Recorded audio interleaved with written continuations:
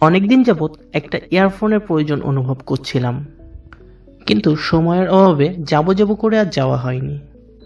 আজ ইয়ারফোন নেওয়ার উদ্দেশ্যে বাসা থেকে বের হলাম। হঠাৎ শারাফাত ভাইয়ের সাথে দেখা। তো শারাফাত ভাইও বলল তারও একটা বয়ের প্রয়োজন। তো আমি বললাম চলেন, আমার ভাইয়ের দোকান আছে, ভাইয়ের ওখানে গিয়ে দেখি। যেই কথা সেই কাজ, চলে গেলাম ভাইয়ের দোকানে। বেস্ট টেলিকম, এটা মূলত আমার কাজিনের দোকান।